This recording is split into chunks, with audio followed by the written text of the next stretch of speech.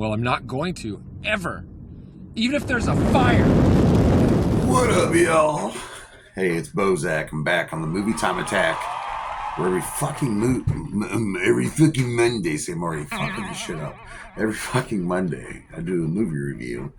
And I've done so many different kinds of movies. I did a John Wick movie. I've done a bunch of horror movies. I did Oppenheimer. I fucking did that Blue Beetle movie from DC. And the last 2 weeks, I did this. I was just trying to come up with something different. So I just threw 5 random fucking movies into a vote, which all of you people from Facebook, YouTube, and Instagram all voted on. And it came down to a damn tie. It was The Pledge from 2001, starring Jack Nicholson. And it was directed by Sean Penn.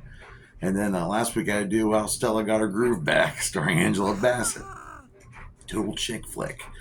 People did get a kick out of me fucking reviewing that chick flick, though. And it was fun to review, but it was kind of torture to watch. So I did it to my fucking self. I'm the one who chose the 5 movies for you guys to choose from. Yeah. And guess what? Shit the fucking bed. This is the last episode of PJ's Movie Time for season 1. Now, season 2 is going to start in November, so don't worry. But this is the end of season 1, folks. And then, of course, starting tomorrow, that's right, starting tomorrow, every night in October, I will be doing a movie review, and I will be calling it Soundfest 2024. And I cannot wait to share this goodness with you guys. But before we get to Soundfest, before I change the decor, like I said, more and more fucking Halloween elements are being added to my table. So it's coming. It's going to be here. And I hope you brought your shitting pants too. So anyway, I said I want to do a fucking movie. I want to review a movie that I love and I enjoy. And I don't care. I'm going to review today Step Brothers. That's fucking right. Step Brothers. It's a great fucking comedy. It's about these two older people. They fall in love, get married, and they each have like a 40-year-old kid still living at home, and they're fucking immature as fuck. Won't get a job. Won't eat fucking microwave nachos. Beat off to the aerobics girls, and one guy thinks he's automatically a doctor just because his dad is. Played by John C. Reilly and Will Ferrell, and it's got a great cast. It's funny as hell. You get to see these 2 middle-aged men interact like children. And this movie came out in 2008, and it's a Columbia Pictures Sony distributed movie. It's directed by Adam McKay.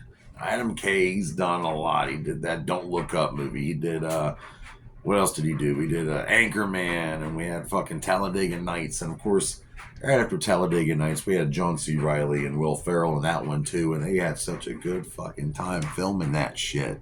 They said, we're going to start working on another script for a new movie, and this is what it was. Step Brothers. An odd couple kind of movie. You know, it's cool, it's great, it's wonderful. It might give you a rash, but it's okay if it does. It's written by John C. Reilly, Will Ferrell, and Adam McKay as well. And it's produced by fucking Judd Apatow. And that motherfucker, he's done a lot too. 40-year-old virgin. And I could just go on and on about him all damn day.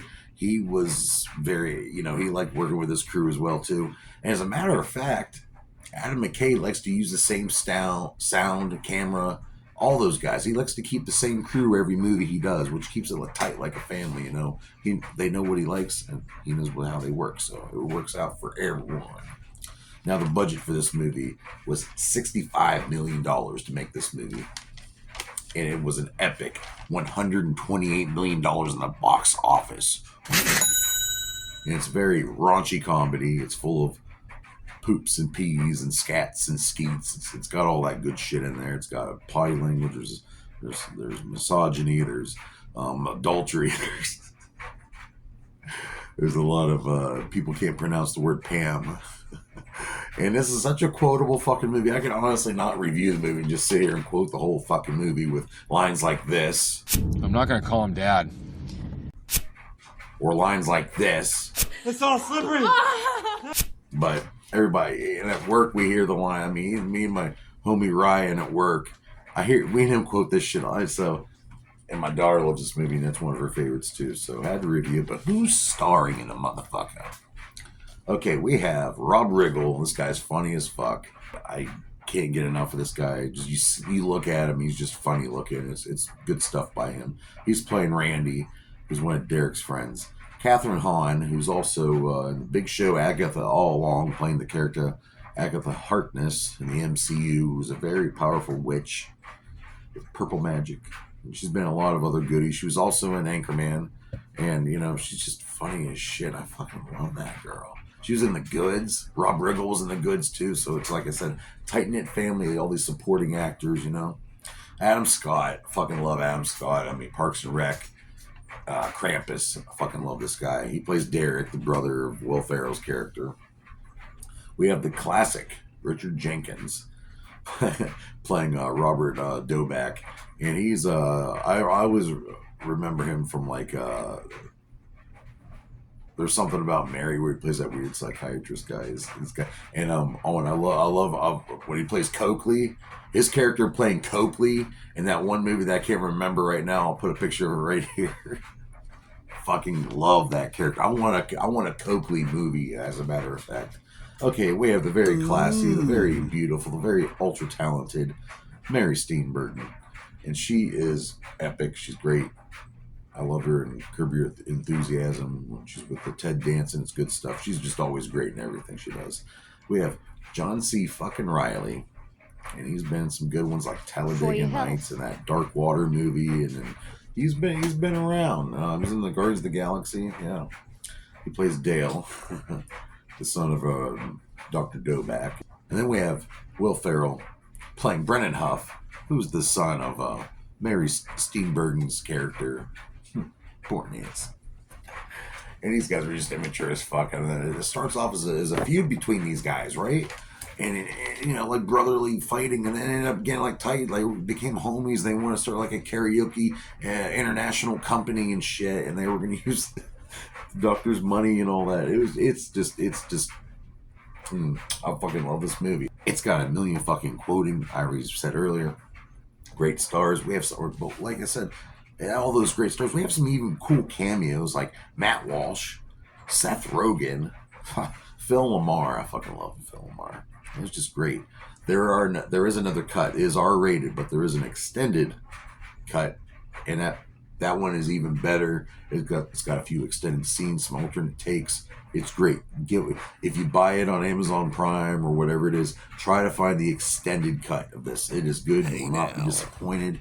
It had mixed reviews in the theater, but like Roger Ebert said, it's funny, but it's cruel. When did comedy become so cruel? I mean, he was saying that, and of course, it's a classic.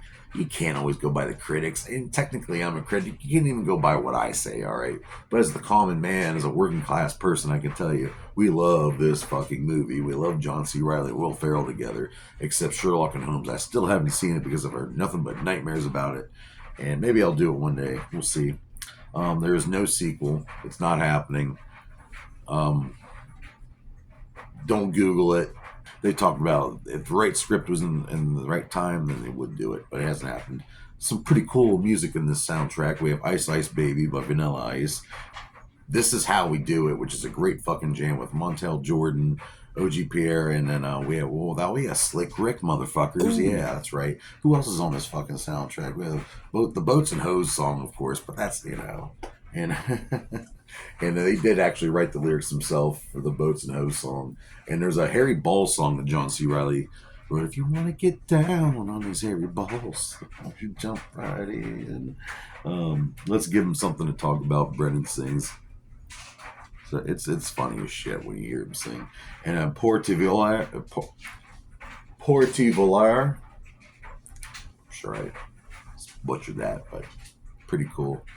It's a Spanish remake, original song. And this, if you get the DVD, but it's all on YouTube too. There's a cool behind the scenes thing I watched, 22 minutes, just people laughing. They had such a good time filming this. People. Catherine Hahn was making everyone laugh so much. And they were just, and Adam McKay likes to have a very loose set, meaning a lot of improv. It's not only allowed, it's encouraged. And they do some really good stuff. A lot of it's improv. And then some of it, doesn't work, but then they tweak it and then they use it and it becomes fucking gold. This movie is gold, people. I fucking love it. Yeah, get on YouTube, watch the behind the scenes footage and watch the bloopers. And the alternate takes are really good. But this movie is great. I mean, I think about comedy duos like Laurel and Hardy and Harmon Munster and Grandpa and, PJ Bozak and Jerry the Music Man. We have Brennan Huff and Dale Doback. Prestige worldwide. All right. So what do I rate this fucking epic movie? This great movie Adam McKay directed, just because it makes me laugh and I can quote the whole movie, and everybody I talk to we have such a good time talking about it. And the fact that it is solidified as a major comedy within the last generation or so. I'm going to have to give this a solid 5 out of 5 dog butts, and that's an epic rating. So I'll see you next month on PJ's Movie Time for season 2. But I'm not going anywhere. PJ's Movie Time might be going somewhere, but something else is happening. You can hear the sounds in the void. The feral beasts at night. The spirits who can go right through your wall and observe you. Yeah. Rituals. The boundaries getting thin. Yeah. The Festival of Samhain is upon us. And tomorrow night will be the beginning of 31 days of horror movie reviews from me, PJ Bozak, Bender of Reality. I will bring to you Samhain Fest. See you tomorrow night. Hoes!